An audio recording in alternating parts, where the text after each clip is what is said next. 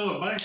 Welcome back to the 10 Man School Channel. I'm your host, Jeff, for 10 Man Tale. Today, I thought I'd get on here and tell you guys another dream that I had. And I was trying to think of which one to try to tell you guys. And I figured I'd share with you all the dream I had where I was in town and it was night.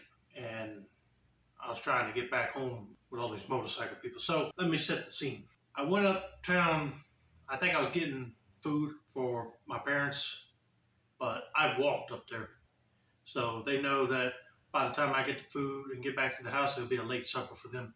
I got up to McDonald's, ordered our food, waited, and then finally got it, and I was walking home. Like I was going through the back way, and I came into town through where our high school is at, walked through the boulevard, got to McDonald's, got our food, and then I decided to go the opposite direction, like keep going straight down the boulevard until I get to our jail is at, because you go down the hill, you can go home to my house that way, basically. So I was heading in that direction, and a bunch of motorcycle people showed up out of nowhere.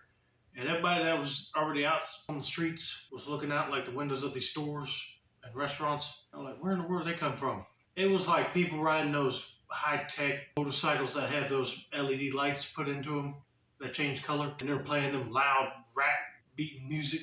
Some of them had people riding on the back of those motorcycles, and then they had like Harley Davidsons and people coming in with dirt bikes, name it. I think it was like at least 45 to 50 tops. And I said, oh crap, I better get out of here before these people targeted me. And sure enough, they're not friendly bikers having a good time. They were just there to make everybody miserable. They were like yelling at people, calling them names. I thought I heard one bike person call me fatso, and I was like, hey, that ain't no call for that. I didn't want to get involved in what they were doing, so I just kept walking, and then I saw a cop, and I said, you wouldn't happen to know how in the world these people showed up here, do you? He said, no, not really. And I told him what one of them said by calling me fatso. I was like, all right, he had enough. He's already been getting calls from dispatch saying that the motorcycle people were targeting other people by throwing stuff at him. He said my story kind of made him pissed off. So he turned his lights on, and he asked me, can I get home okay? I said, yeah, I'm fine, hopefully. So instead of trying to walk all the way down to the jail and go down that road, down the hill to get back to my house, I decided to cut off where our Bojangles is at in town because I could get home that way quicker than being on the boulevard. So I did, and a few of the motorcyclists saw me, and I started speed walking. I got to get home quick. I just kept walking, and I saw them coming closer, so I said, I got to hide. So I hid behind somebody's car in one of the neighborhoods. They went right past me, like they didn't have a clue where I went. And I'd heard them go like, how in the world did that fat guy disappear so quick? So that really hurt. I wanted to charge at him, but I said I didn't want to give him a hiding spot. But they just took off and joined back with the group. Got back up, and I called my dad. I said, Dad, get your truck running and pick me up quick. I don't know if you got your scanner on, but there's a lot of motorcyclists out here causing mayhem.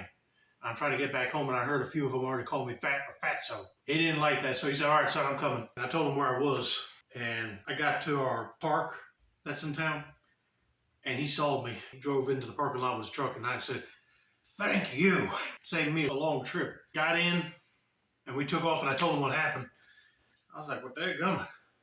You should have asked us to drive you down there to get us food, or we all go together. I said, I know. But I figured I'd save you guys money on gas. And they didn't act like they didn't want to go anyway. But Dad heard I was in trouble. He got in his defense mode and came.